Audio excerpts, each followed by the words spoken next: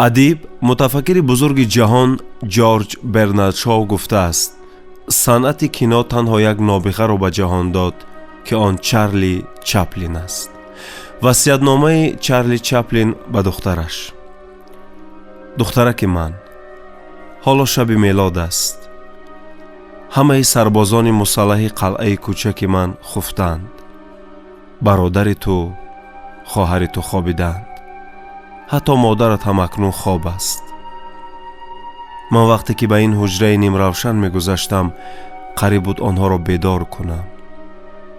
تو چقدر دوری از من، ولی بگذار کور شوم اگر تصویری تو همیشه در پیش چشمان من نباشد.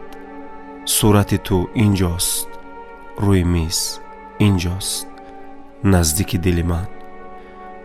اما تو کجایی؟ آنجا در پاریس افسانوی روی صحنه پرشکوه تئاتر در میدان الیسه میرقصی.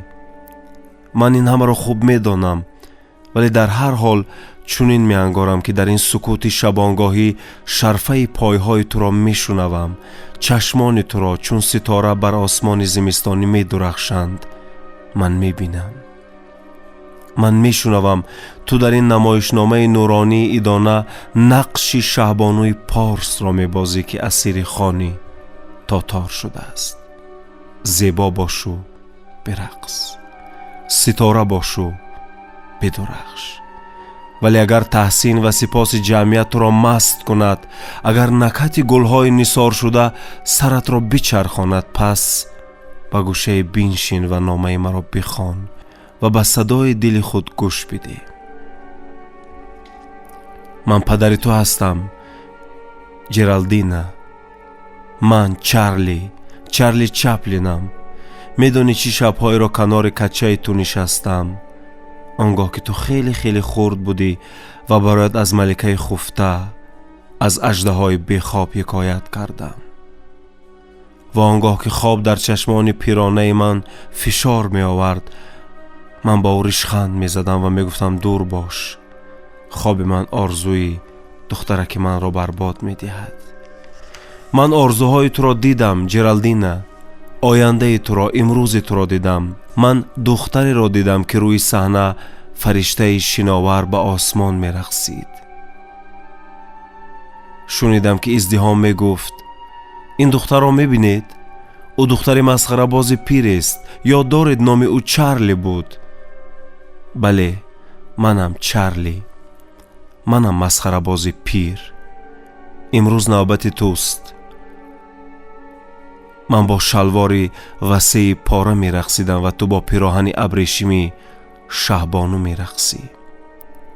این رقص ها و هنگام کفکوبی ها تو را گاه بر آسمان می برد. پرواز بکن آن سو. ولی به زمین فرودا. تو باید زندگی مردم را ببینی، زندگی آن رقاصان خیابانی را که از سردی و گرسنگی می لرزند و می رقصند. من مثل آنها بودم جرالدینا. در آن شبهای سحرانگیز که تو با علا و افسانه های من خواب بودی، من شب زنده داری می کردم. من به چهره که تو نگاه می کردم، ضربان دلکت را می شنیدم و از خود می پرسیدم چارلی، مگر زمان این گربه یک تو را خواهد دانست؟ تو مرا نمی دانی جرالدینا. در آن شبهای طولانی برایت افسانه های بسیاری گفتم، ولی افسانه خود را هرگز. اما آن هم عجیب است. این افسانه است درباره مسخره‌باز گرسنه که در محله های فقیرانه لندن می سرود و می رقصید و پسان صدقه می چید. این افسانه من است. من دریافتم که گرسنگی چیست، سرپناه نداشتن چیست. بیش از اینها من دردی حقیری مسخره‌باز آواره را تحمل می کردم که در سینه‌اش اقیانوسی غرور موج می زند و این غرور را تنگه هایی که به سویش می پرتایند زخمین و خونشار می کند. با این همه من زنده ام هنوز و این حرفا را بگذاریم و بگذاریم. بهتر است درباره تو بگویم. بعد نام تو جرالدینا نسب من میاد، یعنی چپلین. با این نسب بیش از 40 سال من آدما رو در روی صحنه و در روی زمین خنداندم، ولی بیش از خنده آنها من گریستم. جرالدینا. در دنیا که تو به سر میبری تنها یک رقص و موسیقی نیست. نیمی شب وقتی که تو از سالن بزرگ خارج میشوی میتوانی مخلصان ثروتمندت را فراموش کنی، ولی فراموش نکن که از راننده تاکسی که تو را به خانه میبرد حال همسرش را بپرسی و اگر همسرش آبسته باشد، اگر برای پرپیچ طفل پول نداشته باشد، ناعیان به جیبش پول بگذار. من دستور دادم که بانک این خراجات تو را پرداخت نماید، ولی دیگر مزد همه را قطعاً با حساب بده. گاه گاه با مترو برو، با اتوبوس پیاده برو و شهر را مشاهده کن. به مردم بنگر، به بیوه ها و یتیمان نگاه کن و اقلاً هر روز یک بار به خودت بگوی من هم یکی مثل آنها هستم. بله، تو یکی از آنها هستی دخترکم. بیش از این هنر پیش از آن که به انسان بال بدهد تا به عرش پرواز کند عادتاً پای او را می شکند. و اگر روز فرا برسد که تو خود را برتر از ازدحام احساس بکنی، همان لحظه صحنه را ترک بکن. با نخستین تاکسی به حاشیه پاریس برو. من آنها را خوب می شناسم. آنجا تو رقاصان چون خود حتی زیباتر، خوشخرامتر و با غرور عظیم را می بینی. نور چشم ربای نورافکن یعنی پروژکتور تئاتر تو آنجا ارزشی ندارد. نورافکن آنها ماه است. بینگر، خوب بینگر. مگر آنها بهتر از تو نمی رقصند؟ تن بده دخترک من. همیشه یکی پیدا می شد که بهتر از تو می رقصد و می بازد. و در یاد دار در خانواده چارلی هرگز چنین دغلی نبود که فایتونچی را دشنام بدهد و بر فقیری که در ساحل سینه نشسته است با تمسخر نگاه کند. من میمیرم ولی تو زندگی کن، ولی تو زنده خواهی ماند. من میخواهم که تو هرگز فقیری را نبینی. با این نامه برای دفتر چک ها را میفرستم تا هر قدر دلت خواست خرج بکنی، ولی وقتی که 2 فرانک خرج میکنی فراموش نکن تا به یاد خود بیاری که تنگه سوم مال تو نیست. آن باید مال کسی ناآشنایی باشد که به آن سخت نیازمند است.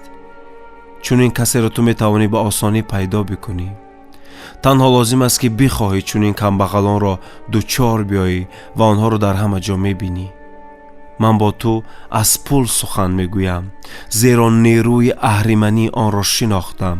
من وقت زیادی را در سیرک صرف کردم و همیشه دلم برای داربازان میلرزید. ولی به تو باید بگویم که مردم در روی زمین استوار بیشتر از آن میافتند که داربازان از ریسمان نااستوار. شاید در یکی از شبهای دعوت درخش کدام یک الماس چشم تو را خیره کند. شاید کدام روز چهره زیبای شاهزاده تو را اسیر خود گرداند. در این روز تو داربازی بی تجربه می شوی و بی تجربه ها همیشه می افتند. دل خود را در گرو طلا و جواهر مده. بدان که بزرگترین الماس خورشید است. خوشبختانه آن برای همه می درخشد و زمانی رسد که دوست بداری، آن انسانی را با همه قلب دوست بداری. من با مادرت گفتم که در این خصوص به تو نامه بنویسد. او محبت را بیشتر از من میداند و بهتر از خودی او برای در این باره بنویسد. کار تو سنگین است، من این را خوب میدانم. پیکر تو را تنها پارچه ابریشمی می پوشد. به خاطر هنر می توان در صحنه برهنه هم حاضر شد، ولی از آنجا نه تنها پوشیده بلکه باز پاکیزه تر باید برگشت. دخترم، هیچ کس و هیچ چیزی دیگر را در این جهان نمی توان یافت که شایسته آن باشد که دختر ناخون پای خود را به خاطر آن برهنه کند. برهنگی بیماری است، بیماری اصلی ما. من پیر هستم و شاید سخنانم خنده آور صدا بدهند، ولی به نظر من تنی برهنه تو باید تنها نصیب کسی باشد که جان برهنه تو را دوست داشته است. باکی نیست اگر نزد تو در این خصوص مال 10 ساله گذشته یعنی منسوب زمانی طی شده باشد. نترس، این 10 سال تو را پیر نمی کند. هرچی باشد میخواهم تو اقلاً آخران کسی باشی که شهروند جزیره برهنگان میشوی. من میدانم که پدران و فرزندان بین خود نبرد جاودانه دارند. با من و افکار من بجنگ دخترم. من بچه های مطیع را دوست نمی دارم. و هنوز که از چشمان من روی این نامه اشک جاری نشد، میخواهم مطمئن باشم که این شب میلاد شب معجزه هاست. من میخواهم معجزه رخ بدهد و همه چیز را که میخواهم بگویم درست و صحیح بفهمی. چارلی دیگر پیر شده است، جرالدینا. دیر یا زود به جای پیراهن سفید صحنه تو را لازم میاد لباس ماتم به بر بکنی تا به سر گورم بیایی. حالا من میخواهم تو را غمگین سازم. تنها زمان به زمان به آینه بنگر، آنجا نشانه های مرا خواهی دید. در رگ‌های تو خون من جاری است، حتی آنگاه که خون در رگ‌های من لعل میبندد. من نمیخواهم که تو چارلی پدر خود را فراموش کنی. من فرشته نباشم ولی همیشه تلاش کردم که انسان باشم. تو هم تلاش بکن. تو را میبوسم. جرالدینا. چارلی تو. دکابر سال 1965.